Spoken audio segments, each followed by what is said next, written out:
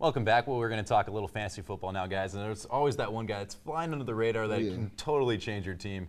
Giselle, who you got this year? My sleeper pick is actually someone I went to high school with, T.Y. Hilton from the Colts, a wide receiver, and he was as impressive with Andrew Luck. He was impressive as Andrew Luck's #1 option last season after the injury to pro-cane Reggie Wayne. I mean, just look at those stats from last season. Hilton had 1,083 yards and 5 touchdowns. He's speedy and sure. Yep. Wayne is coming back this season, but I think Hilton will put up big numbers this season and give me some major points that I need. Yeah, well, my sleeper I did not go to high school with, but I'm going with E.J. Manuel. Manuel missed 6 games last season with an hyperextended knee, but he's got some serious weapons now. C.J. Spiller, Fred Jackson.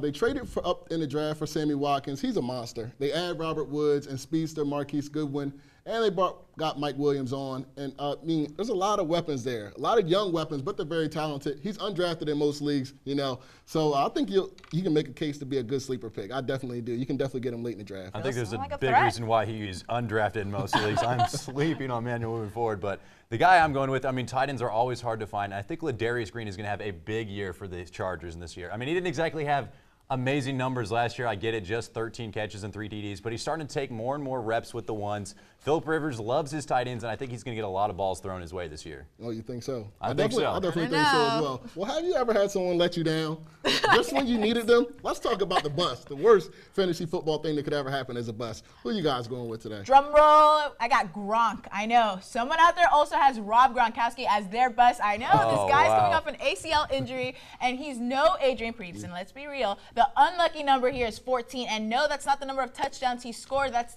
how many weeks of football he's missed due to injury. I understand that he's one of the top tight ends in the league when he was extremely healthy. Remember, extremely healthy. Scoring 42 touchdowns in 50 career regular season games. He's also had 8 career surgeries. I just don't see the spark in Gronkowski. How much can he really physically overcome this season? The game is just getting even harder. I don't know. Anytime you got Brady, I feel like you're going to be all right. But as long as he's on the field, you're right it's about Tom that. Brady. All right, sorry, not sorry, Eagles fans, but I'm going with Nick Foles.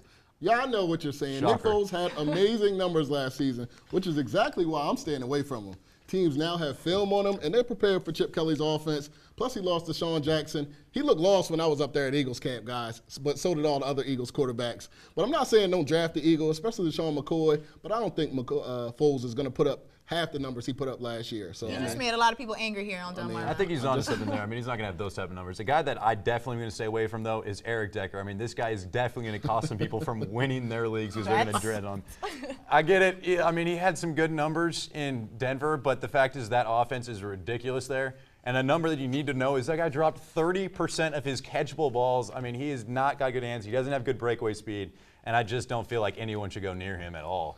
And he's also on the Jets. That's true. Make sure to tune in next week when we bring in Chris Russell from ESPN 980 in DC to talk about the Redskins. And coming up after the break, one of our favorite segments, crazy catches, dives, and stops. Our plays of the week coming up. You won't want to miss it.